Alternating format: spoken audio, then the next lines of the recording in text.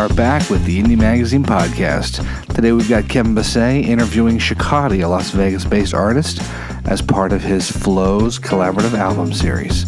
Enjoy.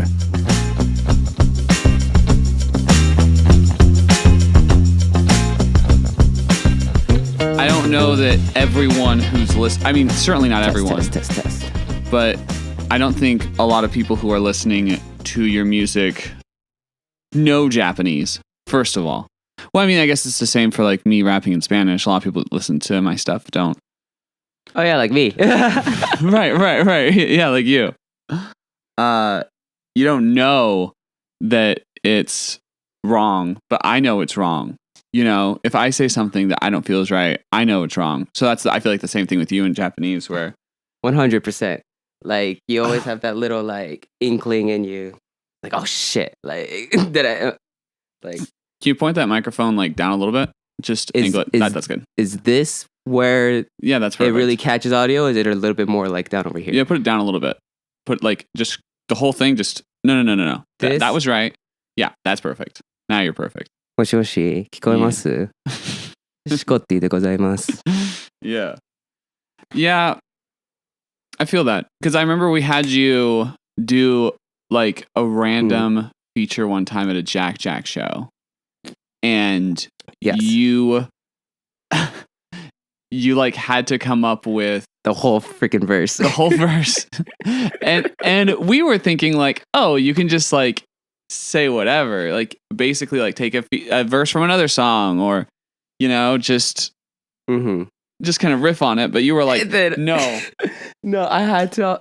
For some reason that night, I was really adamant or determined to write something for the song, because I don't know, I didn't have the concept of just like spitting something I already knew, or like trying to freestyle off the top, because that is really, really hard to do.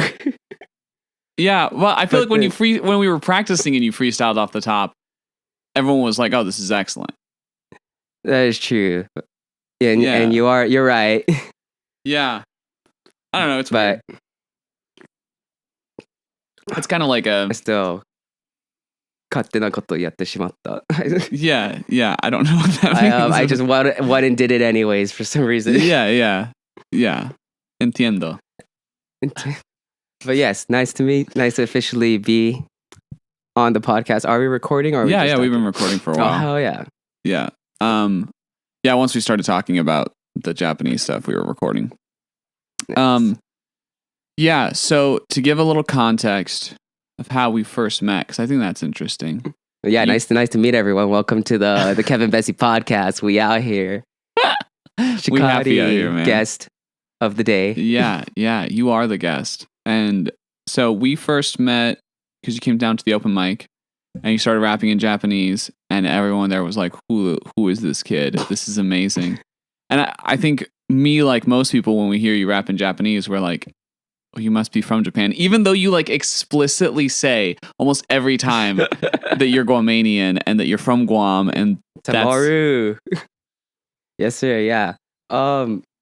Actually, all that started with a shout out to Rael Rowe, homie of the century. He was the one who put me on to the open mic events you were throwing over at Taverna. Oh, no way. He sent it to me on IG. He was like, yo, you should go check it out. So, came through with Silent. Yeah. And the Primus Sugarfoot candy. And I remember like we didn't have like the beat set up or anything, and we were like, oh, you want to try doing it acoustic on guitar? I'm down. I'm always down for that. Oh my god, we attempted to like try to do Chuto Hampa at first, and then realized I was like it's gonna go in a completely different direction. We had to freestyle off the top. I remember that was a great experience. But I feel like you're good at freestyling off the top. I think you don't give yourself enough credit for how good you are at like freestyling and at like getting into the moment in a good way. It's really it's a very difficult thing to do, and unless like you're, I don't know, like if you hit the flow state, then it all just comes together to make some sort of harmony. Yeah. But it's not always like that. It's not always 100% of the time not like that. You really have to, put in the practice. Yeah, at least it's like get it to the point. It's like every day. Shout out Larry Coleman. He'll just freestyle off the top for like hours on end. No music needed. Just really? like something in the conversation comes up. He comes up with a rhyme. Boom, starts bar, bar, bar, bar. And it's like, if you can get to that point, then definitely just freestyling. That's the ideal. That's the goal that I try to aim to be. You want to be a freestyler? Because it's the best. I feel it's the best way to jam out, make music on the spot. And like if you have something like a mic in front of you at the time, that's like the best music I think you can capture.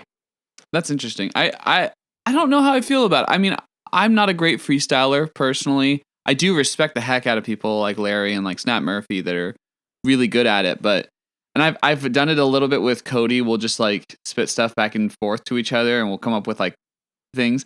I can write a song. I tell you, don't get me that there's still so much beauty in writing the song. Well, no, I'm saying I can write a song in a freestyle way. Okay, Like I can just like grab a guitar and write a song. Like that's dope. Like nothing else. Just like in a performance setting, I can just write a song, but I can't do a freestyle rap, which is so weird because I feel like those would be similar skills, but for me, they're just not. I feel like once maybe the BPM is really what's involved too. Like once you're like on it, you feel the pressure to vocally, sonically come up with something to either rhyme or at least like impact in some way. Rather with a song, you really can't. Unless I don't know, like at the end of the day, like if you're freestyling, you feel the flow. You're still flowing out, Right. regardless. Yeah. It's getting into that state where you can just like go off the top, which I think is. I mean, I'm super impressed by people who can do it. I wish I could. Absolutely amazing. Everyone can do it. Yeah. No, it's dope. Yeah. Speaking of flows and writing processes, let's talk about what you're, because I mean we did Swoon before we did this song. Yes, we did. Which I think you did amazing on, and then we also did the song with Jack Jack, Take a Hit, in which you also just killed it on. Yeah, we just chilled in the Jack living room quarters, the sesh room, and then we were able to jam it out. Yeah, which I think so. Part of the reason I was able to convince Harley so easily is I feel like there's this thing where everyone who sees you perform is like, oh, he's amazing. Like I have consistently gotten that. And I think that is a testament to like your skill in the craft and like how much time you've put into like getting it down. And so it's very easy when I'm collaborating with someone to be like, hey, we're going to have Scotty jump on this. And they're just like, great, perfect. I love Scotty. Like he's so good. Yeah, I appreciate that. Thank you. I still feel like I'm nowhere near that description of how you explain it, but that really does mean a lot. And I strive to be how you are describing Shikottii right now. Yeah. I mean, even people at Taverna, like the staff will tell me, they're like, "Oh, is Shikottii coming?" They're like excited because they're like, they love your performances, they love the energy you give off. So I feel like a lot of people and a lot of like rappers will come up to me and be like, "That guy, what was his name?" And they'll like describe things about you, and I'm like. Shikottii, and they're like, he's amazing, and I'm like the guy that started rapping it in English. Yeah. And you are really good. I think you're great. I mean, I love getting you features on something. No, thank you. Shout out Kevin Fasay for having me on the Flows album. Yeah. Million Dreams, one of them being made right now. Yeah, so what was your thought when you got Million Dreams? Like, as you first listened to the track and as you were like, okay, how would I approach this from a feature standpoint? Yeah, it was really interesting because with Slow and a lot of the other tracks that I've heard coming from you, for example, shout out You Could Leave, We Got Time, and everything. I always envisioned a more dashboard confessional, like acoustic, like slower, like not slower pace, but yeah, just like a more. This is a faster paced song for sure. So yeah, so like 100% when you sent me the beat for Million Dreams, and then like I heard your vocals on it, I was like, wow, like he stepped up the pace and like like did he do it for me? Because like I really appreciate that. Oh, okay, cool. And then. Yeah, from there, I felt like I had to, of course, like we incorporated more English just into the beginning. Right. But then like we were able to utilize that slow part at the beginning with the English, and then once we like switched it up back into the Japanese, the Nihongo, it was able to like really pick up the pace and get the rest of like that verse going, give Yeah. it like the energy for, you know, the speed of the beat that it gave. And it's dope because the theme of flows is just like keys and drums. Yeah, it's like keys and drums throughout. And I think you did like, I feel like it shows the prowess of someone like you in terms of your vocal energy that you can just like I feel like it's so dynamic in that verse because you're right. You start out in this really like chill space. And then as you go, you switch into the Japanese. It just starts it starts banging. It's like the rhythms just like pick up in this really cool way where like everything feels like, oh, now it's electric. Like now everything's like bursting into the scene. Yes, sir. Especially like when you hear it live, like at the Soul Belly concert. Yeah. Oh my God.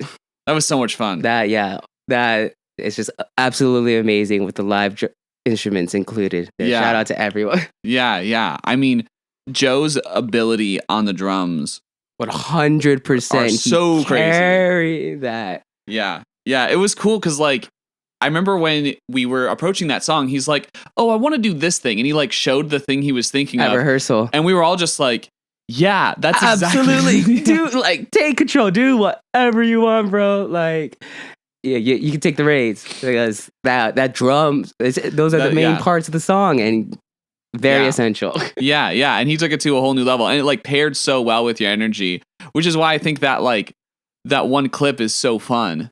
1000%. Look at that; it's a great way to capture the moment of all of it coming together. Yeah. Of like that intense energy and your ability to kind of like ride on top of that energy and just like how much fun you look like you're having. That was a really fun night. Oh no, you carry the whole 40-minute set too. That was just like a small glimpse of the entire whole shebang. Yeah. I mean, for sure, but I just love that portion. I feel like you just like, yeah, it's a great. Thank you. I appreciate it. It's a great little clip, and I think it showcases just your intense ability to like match that full band energy and really like get on top of it in such a cool way. Mm-hmm. Because I don't know. I think you're great. I think thank you. Yeah, it's a really just matching the energy, the vibe of everything all coming together. Each individual instrument, like the whole crowd, everyone involved, the lights, even it all comes together when you're on that stage, and it forms a insane equation, which is the moment that you see in the clip. Yeah, exactly. Yeah, which was beautiful. And you've been around live music for a long time, from what I understand. Growing up ever since I was a kid, it was just always around in the environment.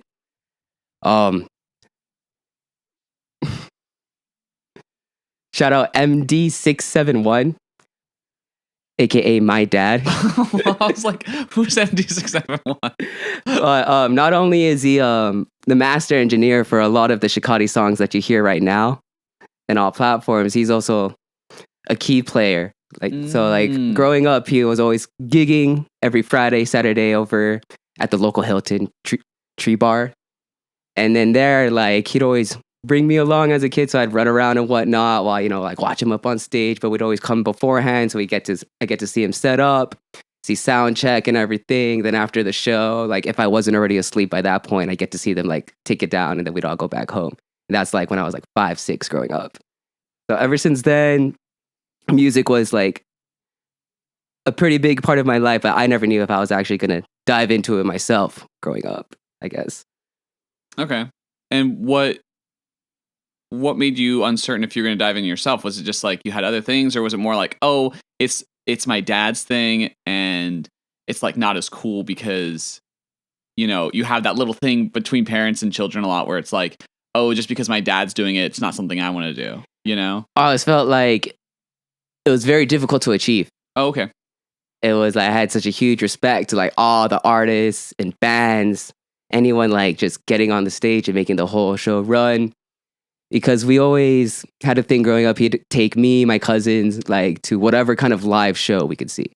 Whether it be like local bands or like huge big band shows as well. Shout out Tokyo Disney Sea, the big band show that they got going on. But then another cool experience was when we were 12, because every year for summer vacation we'd be like hitting up Japan, Tokyo. We'd go to Osaka as well. But when we were 12, it was a peak of train. So like Hey Soul Sisters era. Oh. So like during that time, we were in Tokyo, and he said, "Come on, we're going to Shibuya." I was like, "Okay, yeah, we're gonna go to Shivs." I didn't know it was called Shivs, at the time, but yeah, we go over there, go to this live venue, and yeah, it's Train playing like their Drops of Jupiter album. Oh, sick. And then Save Me San Francisco album, the whole 9 yards. You getting to see that live as like a 12-year-old. Pretty cool. That sounds mind blowing. Absolutely amazing. Of course, like so they opened up the set with Parachute, but beforehand you got to see all the opening acts. And what was the craziest thing is I think like me and my cousin were like the only kids there. Oh, okay. There's a bunch of adults there. It was like all adults.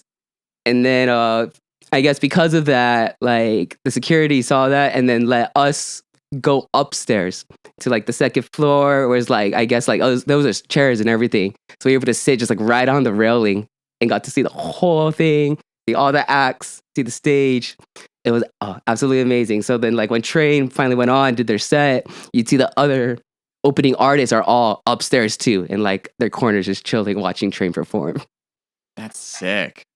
That's sick. And that was like your first kind of like really big concert that you went to? I guess, yeah. Like it wasn't even a big concert. It was like a very nice intimate venue. So like maybe 200, 300 max. But everyone rushed the stage. So it's like, you wouldn't even see, like you couldn't even tell. Oh, that's wild. I can't imagine Train only doing a 300 cap venue. That's insane. Yeah, let me see if I could pull up the name for it while we're talking. Oh, you're good. So it sounds like a lot of what you grew up on was kind of like rock, pop, 100%. like live instrumentals. What were like some of the bands your dad was listening to growing up? Seeing this, he was like really into music, or your mom even. So my mom and dad have like completely different music tastes. Okay, let's hear it. But my dad is like very huge Journey, Queen, Air Supply fan. Okay. I'm pretty sure like he has a lot more bands, but those are the ones that I specifically would like play out of the library that he had. What was cool was when he gave me my first iPod Nano, he would like put all of his like his entire library into the thing. So I would have a very big selection to choose from. But what's cool is like he'd also sneak in his own music in there as well. Oh, okay. Oh, so the stuff from his band. Yep. So like the stuff that him and like his boys would create. Shout out Patrick Palomo, Trade Winds, Hinengi album out on all platforms. Nice.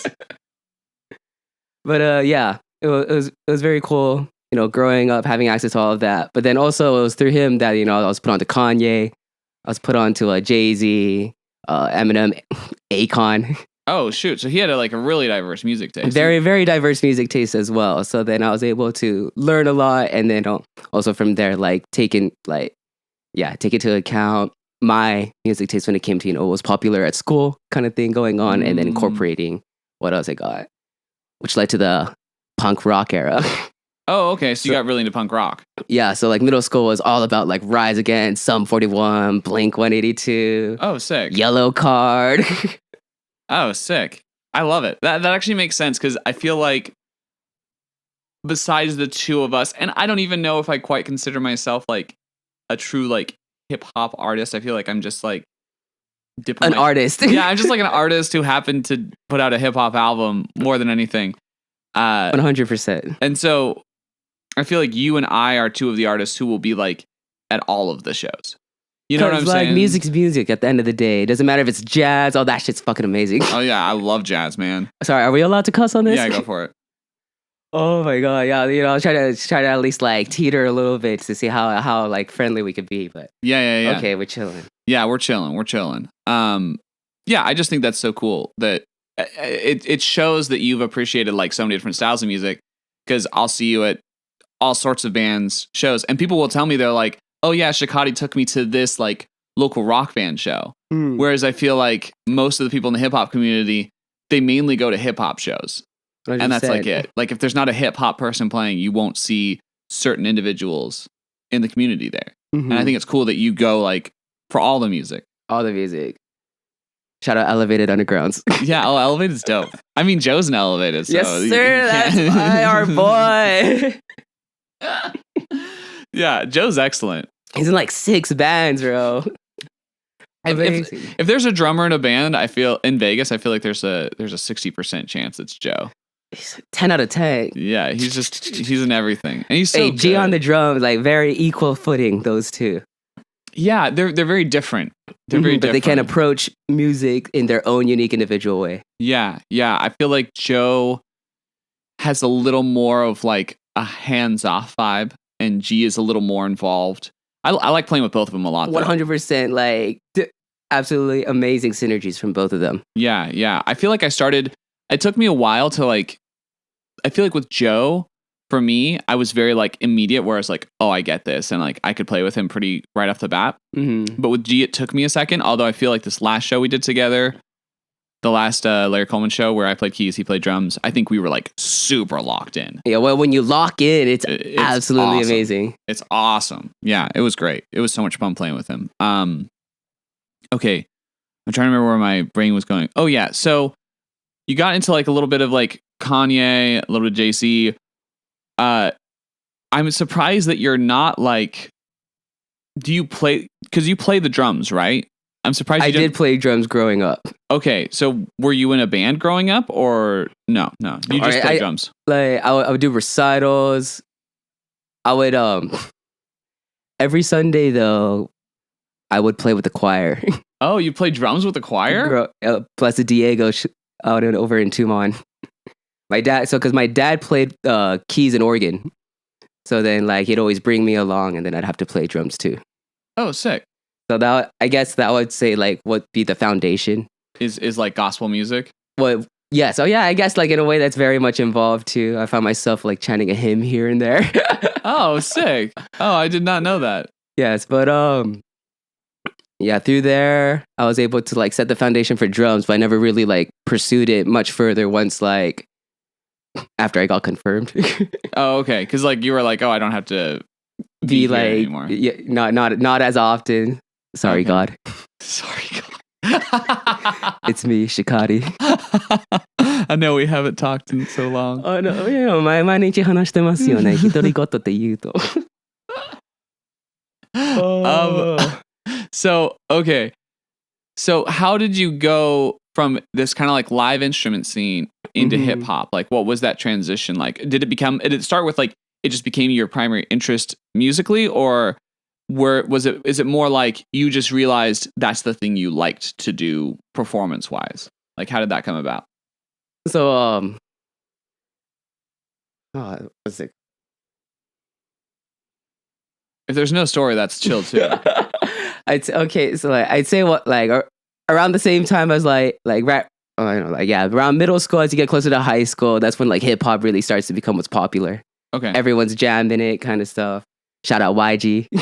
Okay, but they know like Tyga, Tyga was really on at the time. Okay, so he like you'd hear him on the radio from there. That'd be your star. You're like, oh shit, like there's more going on. You start head bopping here, and then you start going into listening more.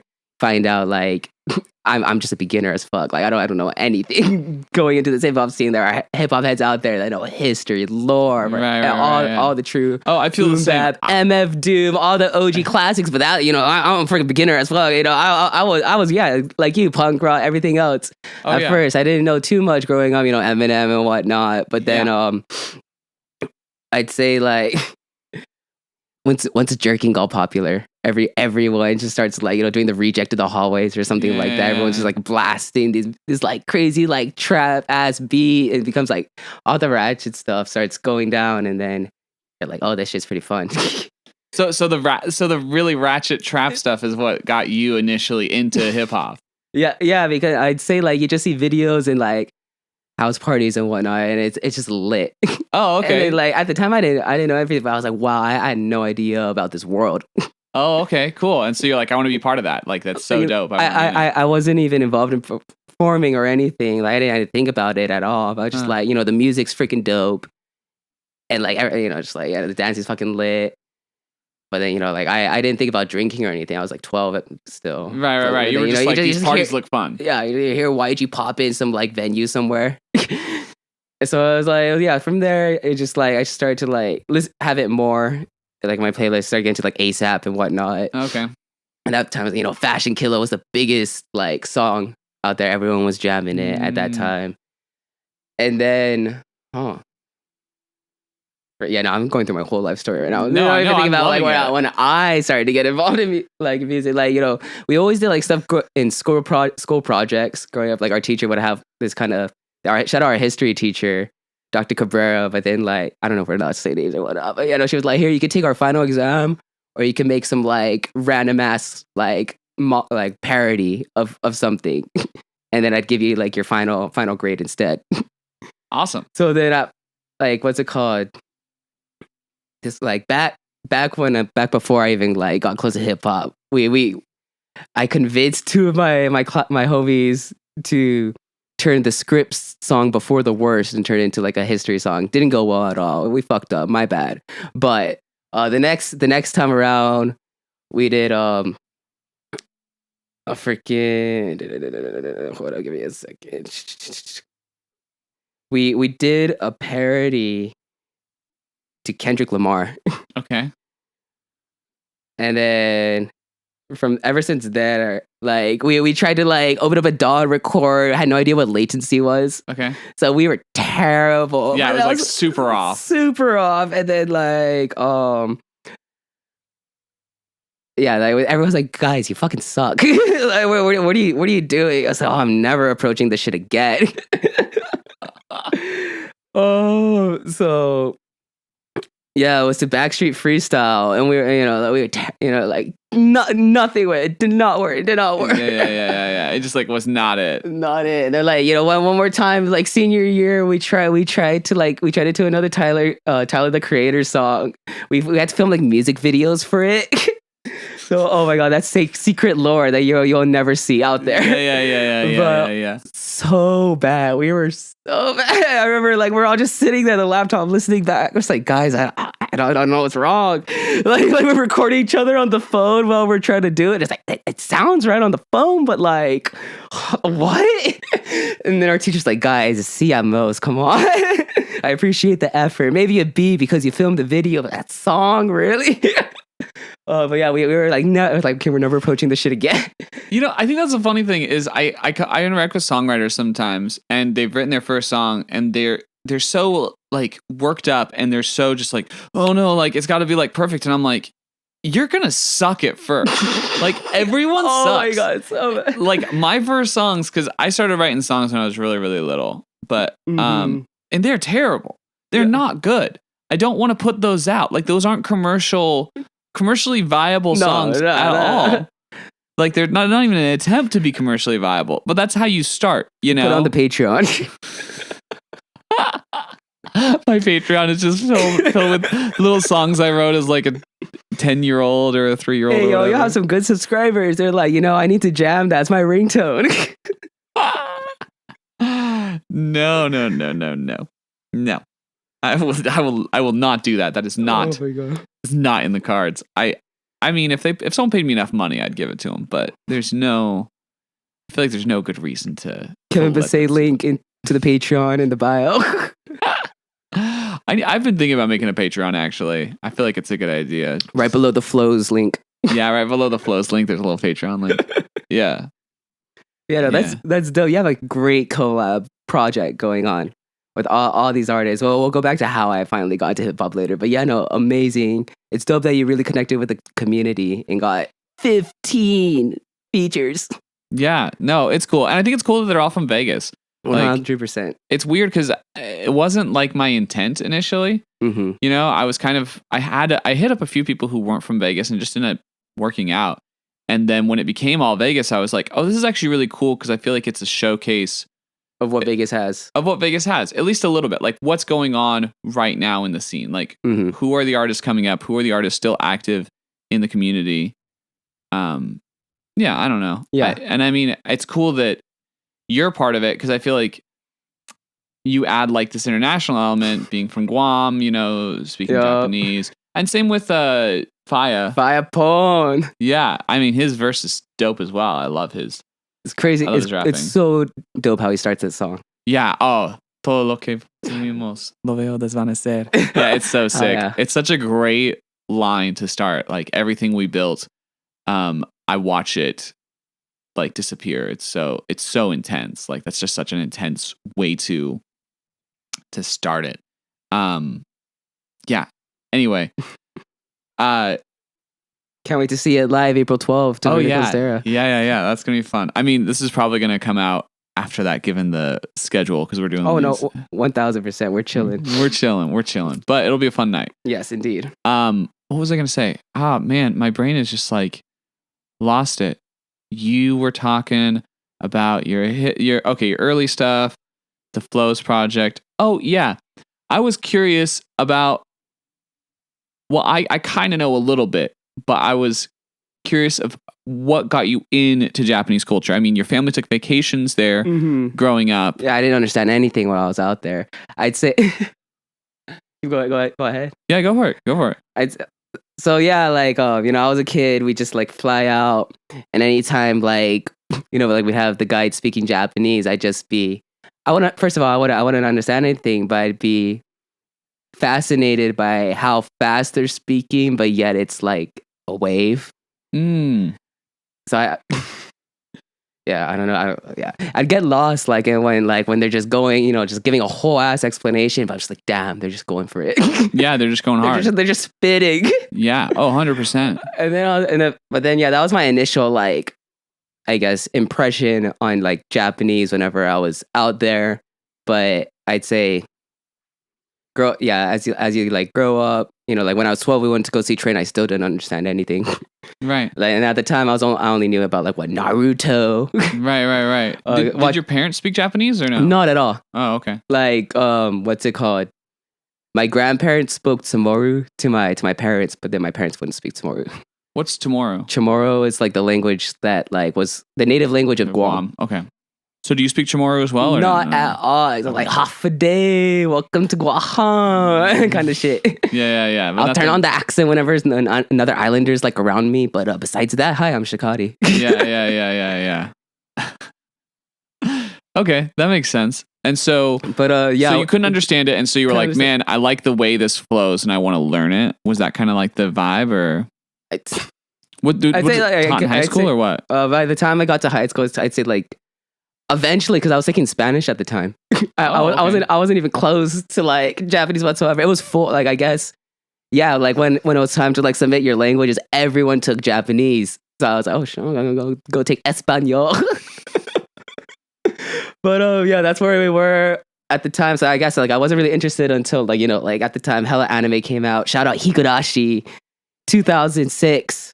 Traumatized me. I never touched anime again until Sword Art. Wait, what's Higurashi?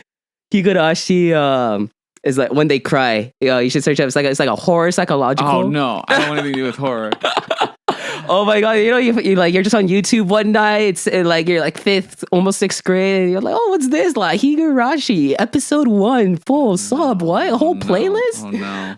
Could not sleep that night. Had to like binge the whole first season. I was like, oh god. School the next day, everyone's like, bro, you're falling asleep in class.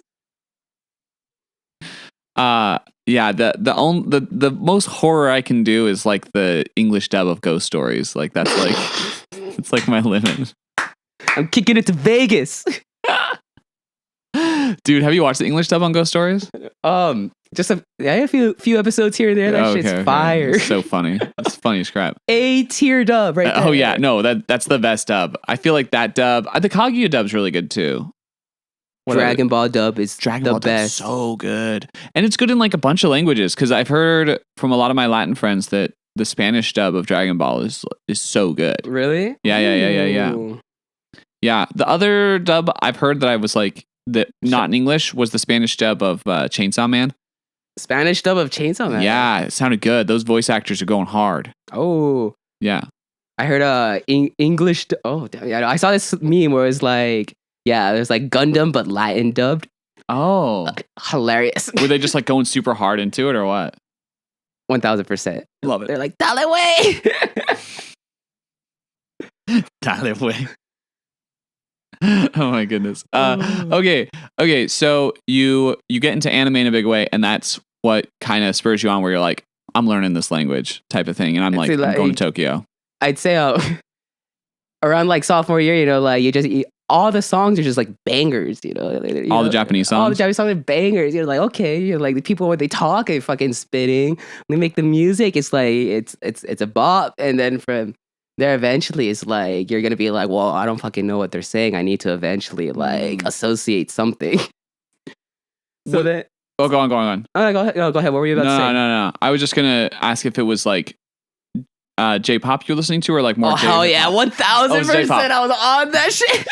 Okay. No, I love J-pop too. I'm a big Utada fan, as you know. Oh hell yeah! Shout out First Love. Oh yeah, First Love's so good. Hey, she does some great English. Sanctuary. Oh, yeah. And even in Japanese. Yeah, no, Hikari. Hikari's so good. Like I love Simple and Clean. I grew up on Simple and Clean, but when I heard Hikari, I was like, oh, this is what it was supposed to be. Yeah, you're like, oh, you're washing the dishes. You're like, oh. Dude, that washing the dishes. Amazing music video. It was just one take, just jamming that whole song. She even walks away at one point. She's just like, I don't need it anymore. It's classic. Yeah. But there's a bunch of dope, because like Millet's dope, Aimer, Yosobi. I think my first like true J-pop group way back then was Sakura Gakuen. Okay. But then like now like I heard like shit like Science Girl, Silence Boy, fucking Smile or something. But then what got them super popular after was Baby Metal. Oh, Baby Metal was huge. Like once they started making me Baby Metal, they're like, give me chocolate, Headbanger. Like I think I saw Headbanger on my friend's story back in high school, and then from there I was like, what is it? And that's how I found the whole rest of I was like, oh, they're a subgroup of a whole group. They have like 5 fucking groups. Yeah. But then from there I got into PASPO. PASPO. Yeah, PASSPO. Oh my god. Like they had some bangers as well. Perfect Flight. Freaking Perfect Lie, my man. I freaking remember. So would you say like you in high school, like J-pop and like Japanese music took over as like the stuff you wanted to listen to? Dude, yeah, I had no idea J-rap existed until like fucking college. Oh, okay. So then J-pop was the main thing. You were just like, I was like, you were like, and I heard J-rock a little bit here and there, but then I was like, it's not upbeat, and I was like, it's J-pop, and then boom, like by the time I hit college, J-rap hit like a fucking truck. Okay. And, like all of a sudden, like I remember, long story short, I went from not knowing any Japanese in sophomore year to going to college in Tokyo. Was that just from like sheer force of will? Were you taking classes? So like I think I eventually. Sorry, we're having technical difficulties here. No, that's perfect. You're unless you wanted to move. I wanted to lean back while I talk. Oh, okay, I can help you out. Give me a second. Cut.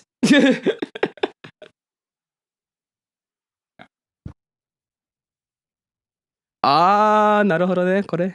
Okay. Yup. Oh, hell yeah, thank you. There you go, thank you.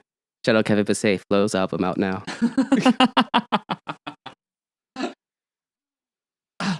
Okay, so I'd say like I started. So you got into the hip hop. Oh, what's it called? Yeah, no. Okay. So you got into anime sophomore year of high school, like really big. I'd say like freshman. Freshman year. So freshman year of high school, you get really into anime, and you're like, I'm learning Japanese. Is that how it goes, or is it just like, oh, I just really like this, and then eventually you just expose yourself to so much that you're like, I've got to learn the language? Yeah. I'd say, by the time I was like listening to J-pop, I was like, fuck, I still have no idea what the hell they're saying. What is Atsui? What's Atsui? What is Samui? But from there I I started taking classes and whatnot. By the time over the course of a summer, like I went over the whole of like a course 1 textbook. Oh geez. So but then so by the time I entered like junior year, I was able to skip a class. Oh, because you just knew so much. Or, so, like I was able to test out of the first class. Right. There we go. Because you were so because you'd studied it so hard. Yeah. Yes. He was like, I ganbarimashita. What does ganbarimashita mean? I tried my best. Oh, okay. Yeah. Well, no, you killed it. If you tested out of your class just because of sheer force of will, that's intensely impressive. But you know, like you really have to like, you know, learn. You have to learn the basics. You have to learn hiragana, katakana. I'd say like before I even took that fucking course book class over the summer, I had to know that. Like I had to know that part. So it took like the latter half of my sophomore year. I'd say the last few months of just like having a fucking both charts on the wall, taped on my wall every day, just like one row or something. Or like until like what is sa, what is chi, what the hell is na.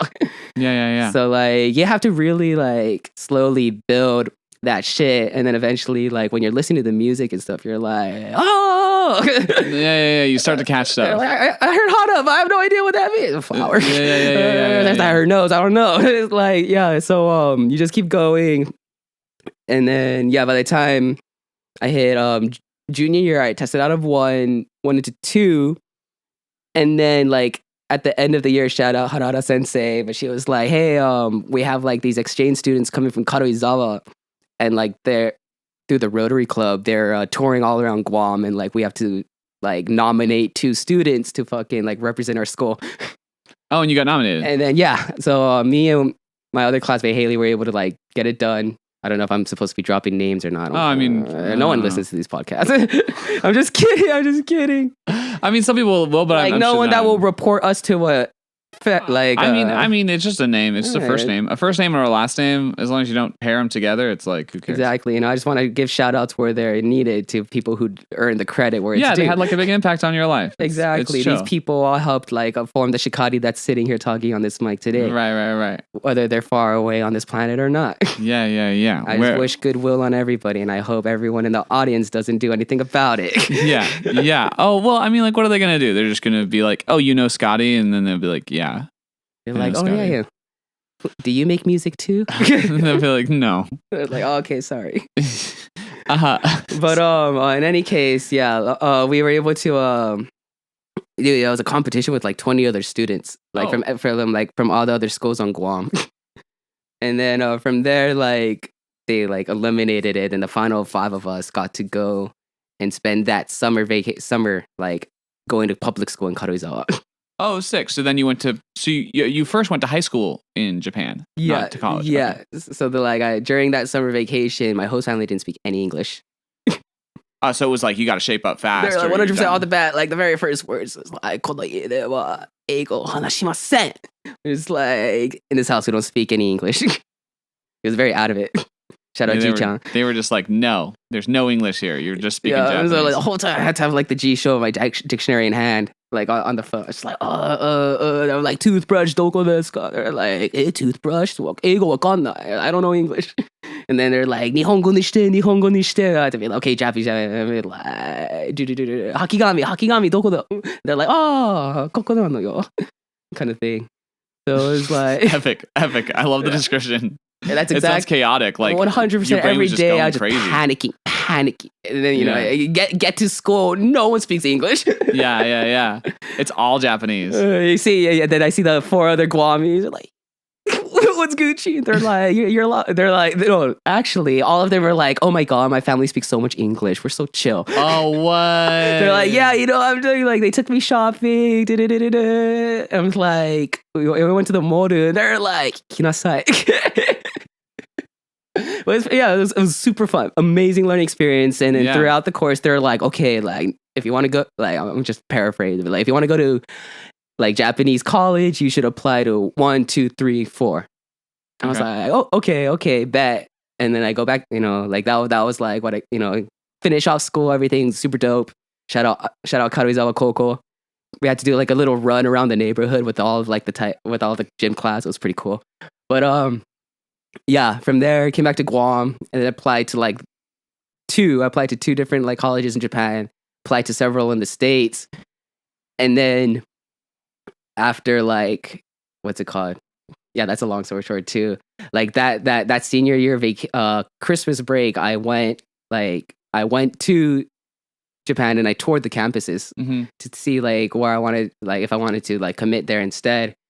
Then came back, did the spreadsheet on Excel. And like going to college in Japan was like a quarter of the cost of going to college in the US. Oh, so it was like easy. You're like, I got to go to Japan. Easy done deal. Yeah. So which school did you go to in Japan? It's called Waseda University. Waseda Daigaku. Shout outs. Dope. Shout out. Yep. Kokusai Kyoyo Gakubu. Awesome.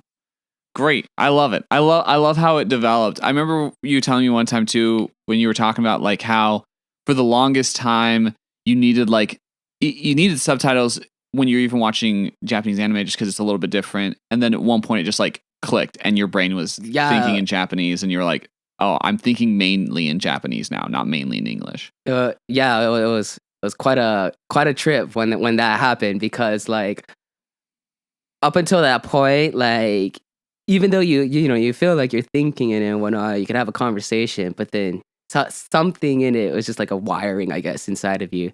But then after the click, all of a sudden, boom, everything just like it's all in Japanese. Yeah, you take a second to like translate back to English, like what you really want to say and whatnot. But nice. I bet you that's with every single language out there. Yeah. Oh, for sure. No, yeah, there was definitely a moment for me speaking Spanish where at one point I was just like, now I speak Spanish. Like, and you still like, even though you're thinking it, like, there's like a whole vocabulary that you have to like increase and all that. You're not confident besides like what you're wired to say. Yeah. And it's like, dang, unless you're like practicing it every day, you're gonna really feel like, oh, dang, like I'm losing it. Yeah. I try to practice a little bit of Spanish every day just because I'm like, I want to stay on it. Mm-hmm. Try to listen to a little bit of Spanish music, read in Spanish and stuff like that. But if you don't do it, I've seen people lose their language and like, and I mean, my accent's not near as good as it used to be either. Mm-hmm, I feel you, except for when you're singing. Yeah. No, I have to work on it sometimes. Like, I mean, on Keilete, I feel like my accent was pretty good. Like I was just like right on, but there are some songs where it is difficult for me to like get my accent sounding just right. Harley and I are working on a song in Spanish right now. And her grandma was like, yeah, Kevin sounds good on it, but he sounded better in Spanish. Like, this isn't his best Spanish. And so I was like, okay, I got to get back to it. Like, I got to get back to the drawing board. I also want to rewrite a little bit of it, but just because I'm like, I'm the biggest critic of myself when I'm doing Spanish. Just like, just 100%. I feel you. Where you're like, oh, I gotta like have the highest level stuff. Even though some people I see in the genre, when they do Spanish stuff, I'm not impressed by them. You know, I'm like, oh, they're not saying anything right now, and it's not interesting to me. Yeah, that's the biggest like self-conscious image that you can have. Like, frick, is that what they're saying about my language? Yeah. And I'm like, oh, I can't be like that. It's got to be interesting. It's got to actually have some depth to it. Yeah, and then you have moments like at the beginning of the podcast when you realize you messed up grammatically on a song that's already out. You're like, fuck. But what are you gonna do? I mean, it's out, it's done. Like, do you have like a lot of people who speak Japanese who listen to your music? Is that like the majority of your audience, or is it mostly English speakers? I'd say like right now it is majority English speakers. I just have a few Japanese homies that like listen to it. Okay. None of them really pointed out though, except for one. Okay, one person's like, oh, like, here's how you could correct it. Yeah, that's nice. It's very nice, very amazing. Yes, like oh yeah, that's great. Like that's the true ones right there. Okay, so what are you working on right now in terms of projects, hip hop, music? What's going on? So right now, as of right now, 1, 2, 4. Okay. So I have four songs right now that are pretty much like almost done. Like majority of them are mixed, ready to like several are mastered already. I was talking to Larry the other day, trying to figure out if it should be like released as singles or do I batch them and make another EP, because I don't release nearly as much as I want to be releasing. Yeah.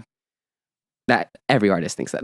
Oh yeah, no, I think that. I have like a pretty deep catalog. Yeah, you have a whole album coming out. Yeah, I had a whole album that just came out, and I'm still like, man, I'm not releasing enough music. Like I've got to be better about this. And so it's 100% everything. Everyone's thinking and then like you know, like you have amazing like producers who give you access to like great beats that like you're like, oh shit, now you're like overwhelmed because like you're like, okay, I need to write this or I need to write that. If I open up my app right now, I have like 4 4 completely different like 4 to 5 different completely document files aside from those 4 songs that are already done that are all like I have a hook for one, I have a verse on another, I have a random hook for this other one, I have half a verse on the other one. It's like it's all over. I need to sit down and just finish it out. Like that's why I love writing, like doing sessions with you, Kevin, because when I come to the session, and half the time you can attest to this, it's not even written, right? No. No, you come to the session with, I'd say, anywhere between a quarter and a half of the song, of like your part. And the mindset to finish. Yeah. No, I actually love working with you as well, because I know that in 3 hours, it's going to be completely done. Like, I think it just needs to be set right in front of me. Then I'll do it. Yep, 100%. But like, there's not a lot of other artists who are like that. You're like unique in that way, I feel like. I'd say that like, a lot of the artists that I work around with, they bang out a verse in like faster time than me. Oh, I don't know. I think I don't know if you're giving yourself enough credit, because I think when I work with you, I'm like, oh, like I know exactly how long it's going to take. Like, I know how long it's going to take. I know what you're going to come to it with. I know how the process is going to go. Like, it feels like it makes sense in my brain. I'm like, okay, I know how he's going to approach this. And I know what's going to happen by the end of it. Like, we're not going to start a session and then end and not have something. Like, we'll start a session and by the end of it, I will have everything I need from Shikottii, and I won't need to see him again until the song comes out, basically. That's true. That is true. And I feel like, sorry. You're good. Shout out energy drinks getting us wired for the interview. Oh, are you wired right now? Okay. Probably. I think that's what's kicking in. Okay. Or I'm just becoming natural in front of the mic. You never know. Yeah. Probably caffeine. Yeah, you're feeling it.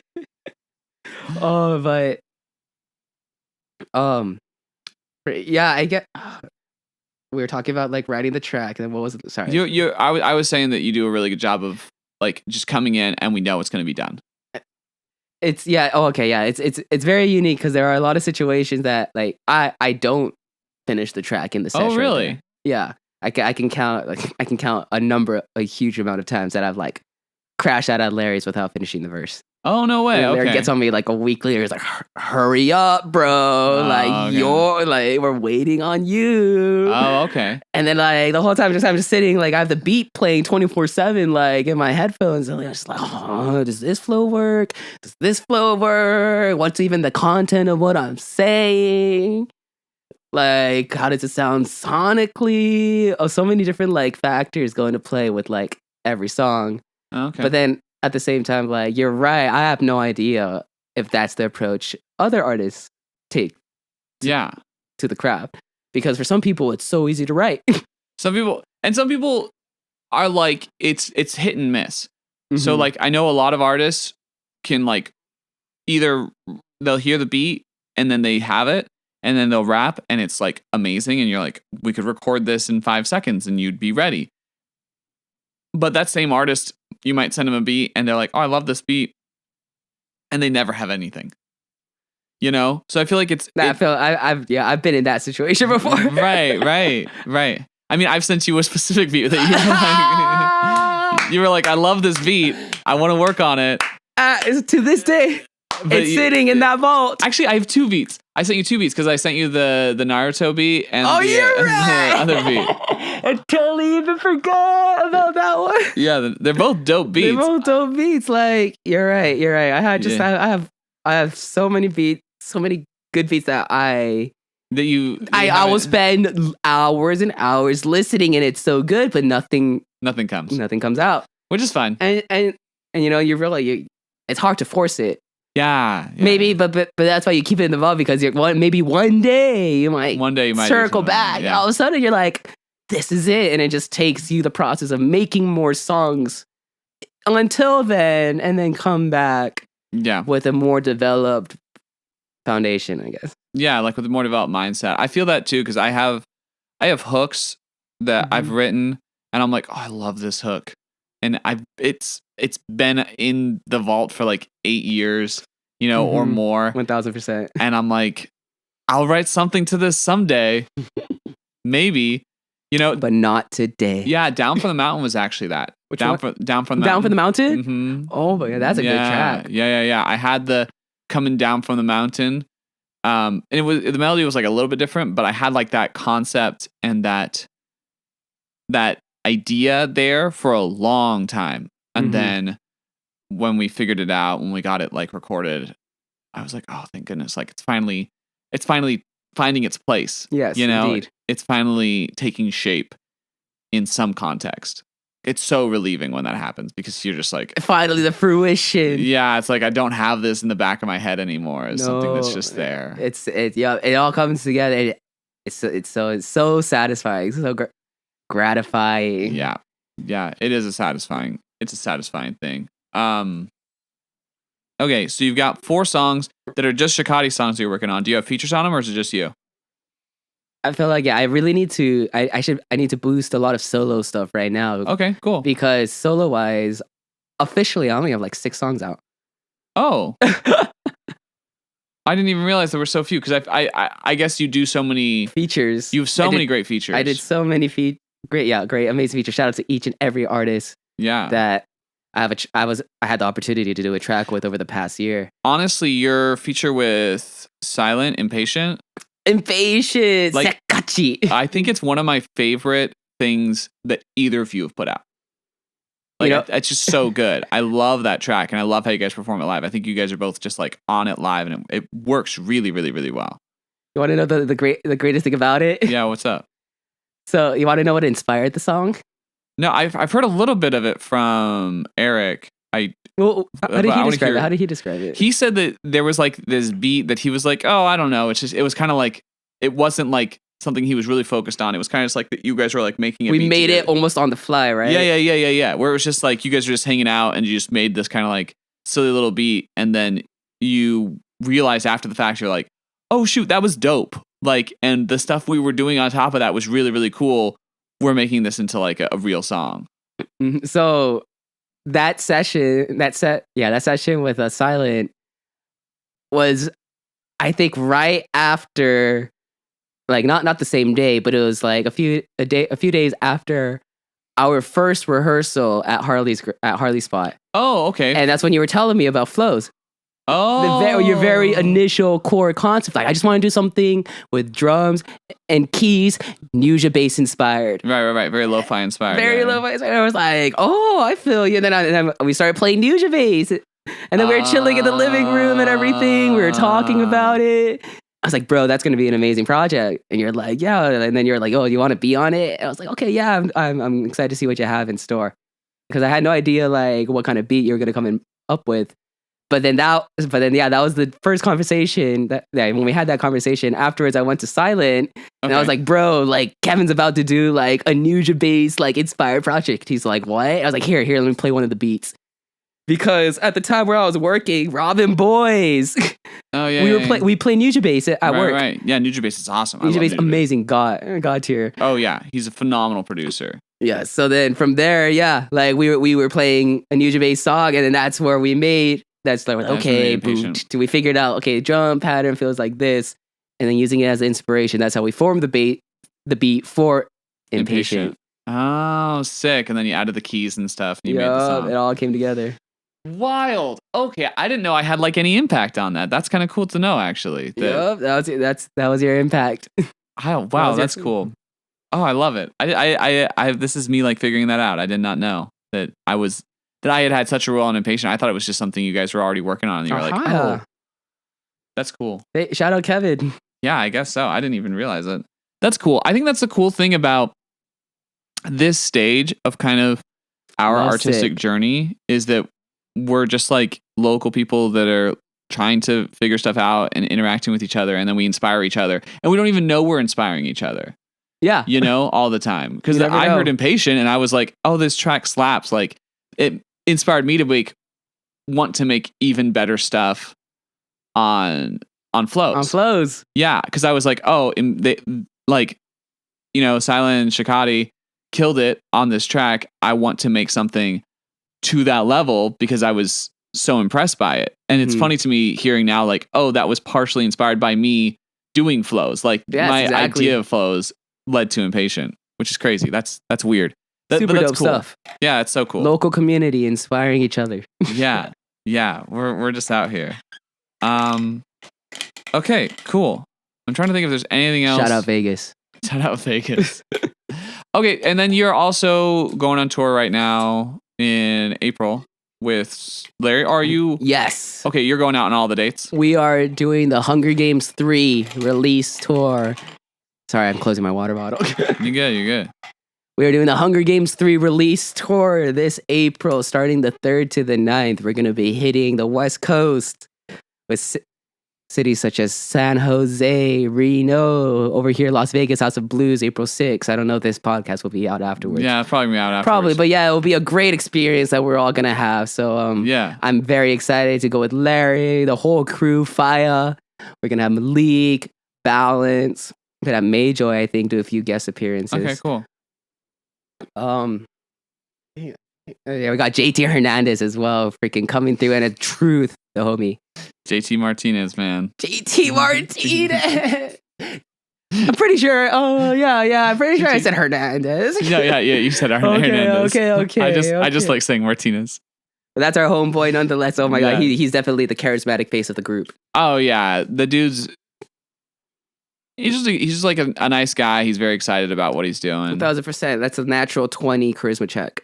Yeah, I feel like a lot of those dudes in that crew, because I feel like you score very high on your charisma, especially during your performances. You know, smiling and just having a great time up there. It's true. It's not really it's not consciously me either. Like on the stage. Yeah, you're just doing it. Yeah, you know, it's all muscle memory and like very just like trying to consciously remember stage placement and not tripping over the wire. Maybe that has to do too with like your exposure just over time to the music scene, like where it's just like a comfortable place for you because it's crazy because it never feels comfortable. Really? Yeah. Oh, that's so crazy because to me it seems like you're the most comfortable human on stage. I always feel like I'm like, you know, teeter-tottering on a high rope, like about to fall one way or the other if I don't like naturally find the flow state and balance my way through whatever it is I'm like talking about on stage. No way. Like, I don't know how people can talk to. That's why I say JT is like the charismatic face of our. I could not have a conversation with the crowd for more than 30 seconds if a mic's on me. Oh, really? I could perform the hell out of a freaking hour-long set. Right. I could talk in between the songs. But you couldn't just. I cannot do stand-up. Oh my gosh, people do stand-up. Shout-outs to them.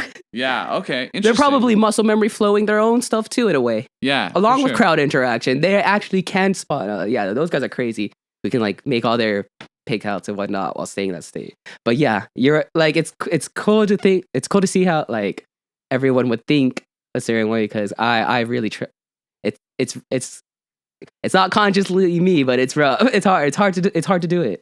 Interesting. Because naturally I'm very very just not as talkative.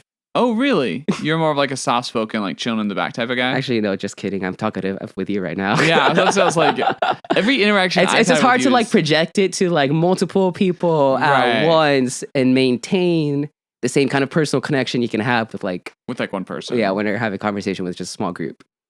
Oh, that's so interesting to me, just because of how energetic and intense your performances are. That's why Soul Belly, I was like low key. I was like, frick, I don't know how I'm about to do this when I go up on the stage. What am I gonna do? Really? Yeah. Oh, that's weird to me. That's why I had the sunglasses on when I first came up. Oh. And then I took it off. I still couldn't see. That's why I said the lights too. You couldn't even see the crowd with the lights on you. No, yeah. And that's why I was like, oh, that's why these guys can look out into the crowd so easily. Because I don't have to look at their faces. I don't know. I'm just looking at a straight white light while I'm performing. But yeah, no, it's absolutely amazing. Like it's an insane experience every single time. Oh, interesting. No matter how big or intimate the crowd can be. Yeah, it's always you always feel it. You always get nervous. 100% every single time. Really, I'm so surprised by that. You seem so natural. That actually is surprising to me. You know, I don't really talk too much when I get on the stage. You don't. I say let's just get into it. Like, hey, what's Gucci? We out here. If I'm more energetic, I could be like, shout out to Verna. Da da da da da. Yeah, but it's all like a script. No, script. It's like you know, like you could consciously like know what you have to say before you could jam into it. Yeah. But if you're like, that's why I shout out to like Larry. You can grab the mic and give a whole shout out to everybody. To give a whole border point explanation what's about to go down for the live set. Right. And then goes kick it. Yeah, and then Oh, just that's gets into it. badass. Interesting. I'm surprised. I think of you as such a natural performer, so that's so it I'd say I probably take a little bit of all the different performances I've seen just throughout my life. yeah. In one way or another that I subconsciously use that I don't really like recognize. Right, just because you've been around it for so long. Just like, yeah, looking at it, yeah, just watching it all, seeing it. It's super cool because you see certain things and I don't know, you probably find yourself doing it. Right. And you're just like, oh, I guess I'm now that I'm up here, I'm just gonna make that part of what I'm I don't know. Yeah, about. like consciously, I'm probably not aware of it. Yeah. That makes a lot of sense. Yeah, that's part of my reason that I like to not have an instrument in front of me when I'm performing. You always. No. I don't like that as much. Oh. That's one of the reasons I'm getting into hip hop. Because I don't have to have an instrument in front of me. Like people have been asking me like, oh, you're going to be playing keys a lot for your show on like the 12th or whatever. And I'm like, I don't like the whole point Get of someone this else to play the keys. You need to be on the mic. Yeah, well, not even that. It's just like, I just don't like, I think it's cool to do it to track. Like I love doing to track, which is actually why it's mind blowing to me when people are like, oh, like I want to have the full band experience. I'm like, I have the full band experience. I like it. Like with Jack Jack, it's great. Mm-hmm. But I would rather be going to track. Exactly. 100%. Dude, that's a hip hop vibe right there. Yeah, no, I love going to track. I think it's so fun. It's predictable, but you can like that's where you focus on the vocals more. Yeah, you get like everyone in hip hop is hyper focused on the vocals, and it's so cool. I love it. It's the way to do it, if you ask me. So 1,000%. Yeah, that's interesting. That's why J-Rap is absolutely a banger. It's because it's so focused on vocals. It's super crazy beats, but then like when you listen to Japanese rap, it's like a huge combination of like spitting fast with spitting bars, and they can just go at it like the whole time. But then also you have like more. I don't want to say rhythm, not really rhythmically, but like for example, right now one of the biggest artists is Aiden. He won the most. Is it the most recent? I don't know, but he won Obama's Rap Star. He just freaking has banger after banger out there. And it's like, yeah, they just have a wave. It's a huge wave of like new J-Rap coming on. And they take the beat. The beats are absolutely amazing and can vary to just like something simple. Yummy Zimmer is like my favorite producer right now. Okay. Or not right now, ever since like 2020 when I first found him. Yeah. Absolutely amazing beats. And then like, the Nihongo bars like boom, boom, kind of thing, and it's because it's hard to do those kind of sounds in English. I'd say. Okay, like the words they use. The words, and I guess it's just because the way like the sound structure is with Japanese, with it being just like a consonant, then a vowel ending, all of them. Right. The entire alphabet is pretty much just like that, except for a few like here and there. But then, like, the only people who I could see, like, really, like, match that kind of pace would be, like, Busta Rhymes or something like that. And it's very niche within English rap. Right. So the speed is not as common in English rap. And so that like, speed on the rhythm is what really appeals to you about J-Rap. I'd say, like, yeah, just, like, spazzing out. It's fucking crazy. Yeah, okay. Is there any, like, people you look up to or, like, would want to collaborate with in the J-Rap scene? All of them. So like, okay. For example, like I was just like looking on YouTube the other day. One of my favorite artists, Bank Somsart, BANK.SOMSAART. But no, he just came back with he's been gone ever since 2019. But then he just like released a video like 30 days ago. His song title is "I'm Back."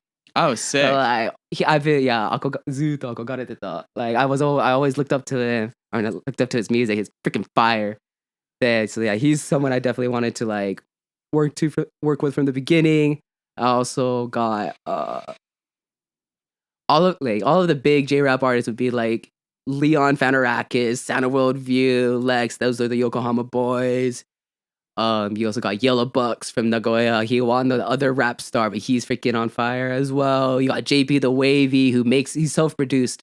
So he makes his own beats and he's really blown the hell up. When I was going to school over there back in Tokyo, his biggest hit was like Cho Wavy de Gomenne, and it took over like everywhere. I remember me and my homie were like out thrift shopping one day and we heard like Cho Wavy Diggleman playing on the speakers and shit. We're like, whoa. And then like he'd perform it at the clubs that like we go to. Then he ended up what's it called? He ended up opening at a hip hop festival. Me and my college roommate, shout out Kumi, we went to this hip hop festival and he was there. He opened up for Jeremiah. It was Jeremiah, Young M.A., Kid Ink for the Western artists, but they had a bunch of J-rap artists like in the opening lineup. So when I went to school, he was opening up, and now he's super big. He's doing collabs with like Travis Scott and stuff in Japan. Sick. So like absolutely amazing. JP the Wavy's another one. Who else do we got going on within the J-rap scene that I really want to work with? We got Jin Dog. He's from Osaka, but he's Korean, but he's born and raised in Osaka. Okay. So he has like heavy like kansai, but he has that freaking cool ass act. Yeah, super dope. Want to work with all of them. But then at the same time, I realized I don't really listen to like American rap anymore as much as I should be. Dude, when people, I feel the same because I listen to a lot of Korean and Spanish rap, and so whenever people talk about like rappers in English, I'm like, I don't know these people as well. Like, I'm out here listening to like G-Dragon or like Top, or Bad Bunny or, people in those scenes. And I'm like, I love those people. And they're huge. They're not like, I'm not like listening to small artists necessarily. Yeah. But when people get on their English artists, I'm like, whew. I listened to Larry Coleman 2020. Yeah. I listen to Fire Upon Drums. Yeah, Fire Upon Drums. I listen to Shikottii. I guess Shikottii is That's the Locksmith. Yeah, Locksmith. Jay Lately. Or freaking Harley Swisher. Harley Swisher music. Yeah. Jan. Yeah. Cody Dax. Yeah, Dak is great. Oh, he's one of my favorite rappers of all time. I love him. A beast. So, okay, another question I'm just like kind of interested in. At this point, Young Patra is another J-rap artist I'm really trying to work with. Watson. Okay. Sorry. No, you're good. You're good. Spotify. I was like, oh. You're like, oh my goodness, I love all these people. I feel that though. So if you could, because I know you get into manga and anime in a big way. Yes, for a manga or a light novel that's not adapted yet, if you could do the opening song. Oh my god, that's a huge responsibility. I know, but if you could do it for any manga that hasn't yet been adapted, what hasn't been adapted? Hasn't been adapted yet, or has a season yet to come that you would want to be on. Rough. Like I'd say I'm not that like, what's it called? In the know about like series that hasn't been adapted yet. I don't read a bunch of like a lot of the light novels and stuff. Like shout out ReZero. That's the only one I really stay up to date with. With the web novel, I'm not even like up to date. Like in the most recent it's arc 8. There's like 58 chapters right now. I'm still stuck on like chapter 30. Oh, okay. But it's a web novel, so it's like freaking like hundreds of pages. Right. They just go. Just go. So like I'm still catching up there. But yeah, that shit's fire. Season 3 is coming out pretty soon. Like no, not pretty soon. It might be like either the end of 2024. I heard even 2025. I don't freaking know. But hey, season 3, we made it. And I'd say, but like yeah, one of the biggest inspirations for ReZero was Higurashi. Oh, okay, interesting. So like I was like, oh, like a pretty similar plot point. Like like protagonist can like return by death. Right. They like by doing that they get to come back and just like save scum. So okay, then for any anime that I would make that it's like still coming out that like still has stuff to come out. So it couldn't be like, I mean, Naruto obviously is all done, right? Or so you couldn't do Naruto. But like you could do One Piece because One Piece still has stuff to adapt. Long story short, what's my favorite? No, which one would not just what's your favorite? Like what would I make a song for? Yeah, what would you if you could make a song for any of them? If I could make a song for any of them? Yeah, if like someone approached you and was like, "Hey, we're gonna give you the opportunity to make a rap song for any anime you want." Any anime you want? Yeah, I'd say if like a few executives from like Mappa, Ufotable, come up, then like all those companies came to you. Take your pick. Take your pick. You get to pick one anime where you get to have a song like opening or closing. Probably opening though, because I feel like you're very hype with the way you approach. Which one would you want to be in? Yeah, that's a thinker right there. You're gonna have me thinking for days with that one. Even if I come out with an impulse answer right now. Okay, what's your impulse? What's just like the thought that comes? Would it be like ReZero, or would it be like Chainsaw Man? Like, what are you thinking? Eminence and Shadow. Oh, Eminence and Shadow. Oh, dude, great answer. Dude, like, just to like want to get up, like at the very tip of the secret, just be like Atomic. I actually think that would be dope. I actually think that's a really good fit for your style. Like the edgelord maximum. Yeah. I feel like you could like get into that like edgelord vibe so well. 100%, like whatever was it like in a rap. Kind of. Yeah, no, I think that's perfect for you actually. Mm-hmm. And what a funny show too, dude. Like 100%. Like I heard the dub's actually pretty dope. The dub's too. funny. The dub's funny. They have really funny names that they give people. Shout out to Alpha in the dub. Oh yeah, because she follows you, right? I think so. Yeah, it's 100%. Christina Kelly rocking the house. She's gonna be at SumiCon. Oh, cool. What's the next con you're playing at? I have no idea yet. We'll see. Maybe Fan Expo again. Oh, okay, cool. Yeah, that was super dope. Like having the opportunity to do San Diego Anime Con. Shout out to them. Hopefully get to do it again this year. Then Fan Expo San Francisco was a super hit. Being able to be in a con that big. Are you doing Level Up? Or I'm not gonna do Level Up. Okay. Well, we'll see where I go. Yeah, I don't know. Like all the local cons, it's pretty hard to like figure out the process on like getting in like shit like besides like standard requests. That's weird that the local cons haven't gotten you in as much, but the ones in like California you've done better with. That is true. I've done 3 cons in California total, 2 in San Diego. But then, we'll see what 2024 has in store. I mean, like, shout out, like if anyone wants your boy, shout out to everyone who listens to this. Well, I mean, Tristan works for Crunchyroll, so. Who does? Oh, shit, okay. The person who's in charge of the podcast, Tristan. Oh, hell yeah. Yeah. He, like, writes, the descriptions you see on Crunchyroll of, like, what the show is? I read those descriptions. Like, oh, is this show worth it? Read it. Yeah. He's one of the guys writing those descriptions. That's super dope. And he does their marketing, so. Okay, but definitely, like, we're trying to expand all over the water, though. So, I mean, like, I feel like it's funny because you're like, oh, if anyone's listening to this who has connections in the Japanese or, like, con market, and it's like, no one's no. Someone legitimately is listening to it. Oh, thank you, man. Because Tristan is listening to this. That's freaking crazy. Yeah. Because Tristan is putting on this podcast, so he has to go through and make sure it sounds good. Yeah. Yeah. I'm just saying. I don't know. I don't know. I think that's a good connection. I should actually probably connect you with Tristan in some capacity at some point. It's just an amazing podcast for now. We'll see what goes on from there. Yeah. I mean, who knows? Anyway. What a conversation. Yeah, it flows. We're just flowing through it. We've been all over the place. It's dope. Yeah. But dope. Well, thanks for being part of the podcast, man. Yes. Is there anything else we need to go over for this important episode? I think we've covered everything that I wanted to talk about, unless there's something you want to talk about.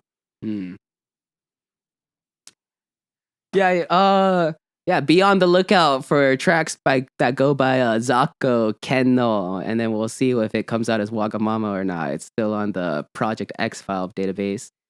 But those are the new upcoming tracks. I'm pretty sure you can hear some of Zako right now on my IG page already. Oh, sick. Yeah, on a few videos here and there.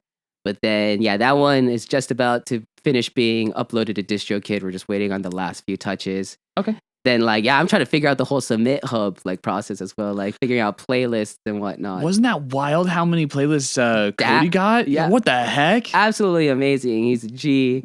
That's so sick. He put in the work to get all of those playlists out. Yeah. Or get his song into all of those playlists that are out. Yeah. So, I feel like you could get playlisted pretty. I mean, I would I have to figure out how to market. Yeah, I have to figure out how to market. I'm still so new in the game. I have no idea how to approach the business side of music. Dude, marketing is not my strong suit. Not my strong suit at all, and it's crazy because that's the biggest part to keep you afloat as an artist. Absolutely, yeah. It's weird how much we're supposed to do marketing. I feel like nowadays as musicians we have to be great marketers, and it's kind of just difficult. It's crazy. It makes it feel like the song's the least important part of the project, even though that's you're supposed to be your core, right? But then you have to focus so much on branding and marketing, advertising. How do you present artist that does the song. Yeah, I almost wish I had gotten like. like a marketing degree instead of an economics degree, you know? I feel you, but then at the end of the day, like I still love making the music, and that's what it just comes down to. What did you get your degree in? Liberal arts. Oh, liberal arts. So it's either this or die. Sorry. That's funny. Yes, sir. Skis me out. Yeah. Here. Expression, right? Yeah, no. But I mean, if all else fails, you could always be a translator. I'm actually confused why you're not a translator. I'm just not like in the field whatsoever. Yeah, I feel like you could totally be a translator. I can have like good conversations, but then I can't sit through like a business meeting and give you the play-by-play in like the best Kegel possible. That is like at least that's a whole other NLPT level above me. Right. You don't have the vocabulary for something like that. Of course, like at my peak, I'd say at my peak, the homies around me were studying for N2. Okay. But then like I'm always like, oh man, N3. But then like all the kanji's like, dude, even N3 is kind of like, you know, like your shogakusei, you're still like a 10-year-old. Okay. But then yeah, that's why it's crazy. That's why you have to like really figure out the next wall to break kind of thing in like that language, and that's like actually living and working in Japan. I feel like is the only way to get through that. And if I'm gonna be in Japan at all, I want to be as touring as Shikottii, right, break through in my own way, kind of thing that, because I don't know, you never really want to follow the conventional path, no matter how like foundational it is. Oh yeah, and I've heard that like the work conditions in Japan are super intense. Super, super intense. You know, you want to do there, or like, go over there, rock a tour, give your thanks to everyone that made it happen, and then come back home. Yeah. That's why, you know, you stress it out. I'm a Tamaru from Guam, from Guahan. But then even though like everything did happen in the past, here I am using the kotoba of everything. Look at this bottle right here. We shout out to all the Japanese culture that formulated who your boy is today. Yeah.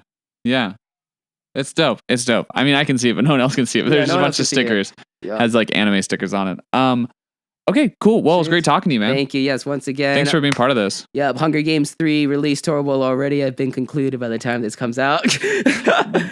First part of it, because maybe you'll be on more part 2. You never know. We might have a summer run by that point. Yeah. Who knows? But yes, thank you again. Shout out Kevin Bessie. Flow's album out now on all platforms. It was your boy Shikottii. On all platforms at SHIKOTTII. Yeah. We out. Double I. Okay, see you.